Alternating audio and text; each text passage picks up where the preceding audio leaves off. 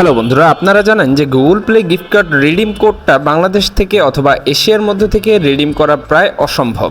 তো আপনার কাছে যদি আগের কেনা থাকে অথবা ভুল করে যদি আপনি বর্তমানে কিনে ফেলেন গুগল প্লে রিডিম কোডটা, সেক্ষেত্রে কিন্তু আপনি ব্যবহার করতে পারছেন না, ঠিক আছে? তো এটা কিভাবে ব্যবহার করবেন বা এই 2026 সালে ব্যবহার করার কোনো উপায় আছে কিনা, আমি জাস্ট দুইটা পদ্ধতি বলবো। এই দুইটা পদ্ধতির মাধ্যমে আপনি আপনার কোডটা খুব সহজে রিডিম করতে পারবেন, ঠিক আছে? তো এক নাম্বার যে পদ্ধতি সেটা হচ্ছে আপনার ইউএসএ অথবা ইউনাইটেড স্টেটের মধ্যে অর্থাৎ ইউরোপের মধ্যে যদি কোনো ফ্রেন্ড সার্কেল অথবা আত্মীয় স্বজন থেকে থাকে, আপনি জাস্ট তাদেরকে এই কোডটা জিমেইল অথবা হোয়াটসঅ্যাপে পাঠিয়ে দেবেন এবং আপনি যে জিমেইলে রিডিম করতে চান সেই জিমেইলটা তাকে দিয়ে দিবেন। সো সে কিন্তু আপনার জিমেইলে কোডটা রিডিম করে দিতে পারে।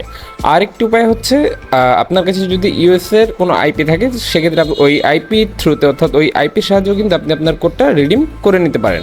একবার যদি আপনার জিমেইলে কোডটা রিডিম হয়ে যায়, সেক্ষেত্রে কিন্তু আপনি বিশ্বের যে কোনো প্রান্ত থেকে কোডটি ব্যবহার করতে পারবেন। তো আশা করি বুঝতে পেরেছেন। আরও গুরুত্বপূর্ণ তথ্য পেতে চ্যানেলটি সাবস্ক্রাইব করে সাথেই থাকুন।